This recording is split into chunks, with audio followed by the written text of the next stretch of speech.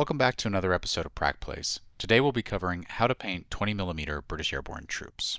The figures we'll be painting today are a mix of manufacturers, including AB, Adler, and Simon Soldiers. As usual, I use a mix of speed paints with contrast paints, but feel free to use whichever you have, as you can typically find a near match of colors between the two.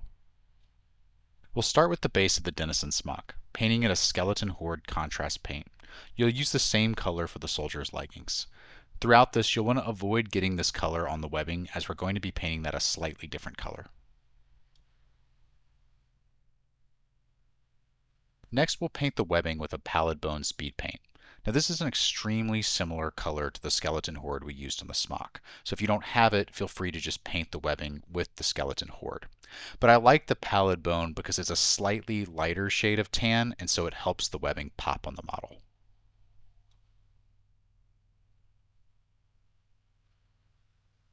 For the pants, we'll use a Gorgunta fur contrast paint, and you'll use the same color to outline the ends of the sleeves on the smock.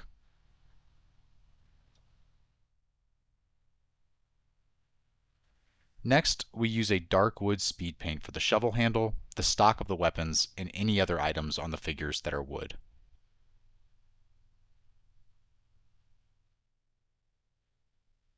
Next, we'll use a black Templar's contrast paint to finish off the weapons, painting all the parts that are metal black. You're also going to use this color to paint the boots of each figure, unless the figure is an officer like a platoon commander or company commander, who would have had the option of brown boots. With those figures, you can choose whether you want to use a black or a brown to cover their boots. Now we'll start on the camouflage for the Denizen smock. Here we'll start with the dark wood speed paint we used earlier on the weapons and apply small triangles and circles randomly on the smock.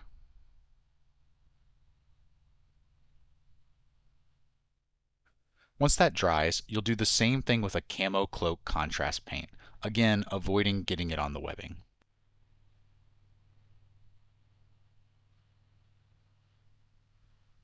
With the camouflage on the smock done, we'll next turn to the skin. As usual, I use a light skin tone from Andrea Color as the base, and once that dries, I apply a flesh wash from MSP.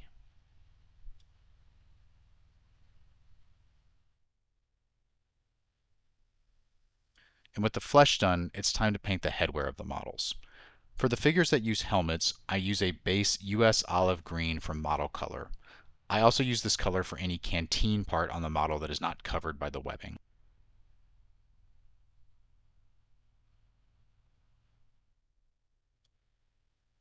For figures wearing berets, I use a Flesh Terrors Red contrast paint, which gives a nice deep maroon color. I then outline the beret's edges with a black Templar's contrast paint before finally putting a drop of silver paint in the top left-hand corner of the beret where the airborne insignia would be.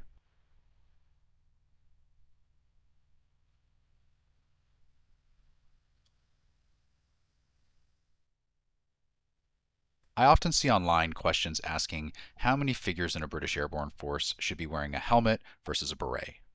Now, historically, most men were wearing their helmets during combat, not the beret, for obvious reasons. And then after action, they would switch the helmet out for the beret because it was more comfortable.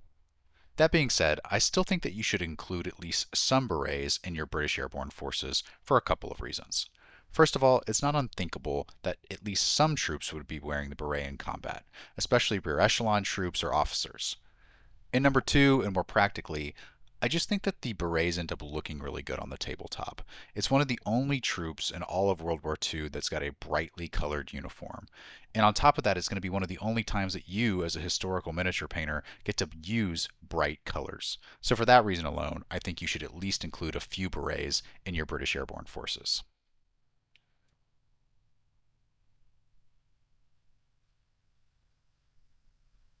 For some final touches, we paint the chin straps black using the black Templar's contrast paint.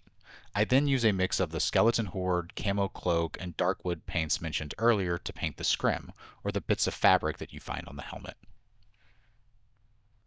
And just like that, you're done. Personally, I think the British Airborne have some of the most unique and best looking uniforms of the Second World War. But let me know if you agree, and would you have done anything different? Otherwise, I hope to see you again in the next video.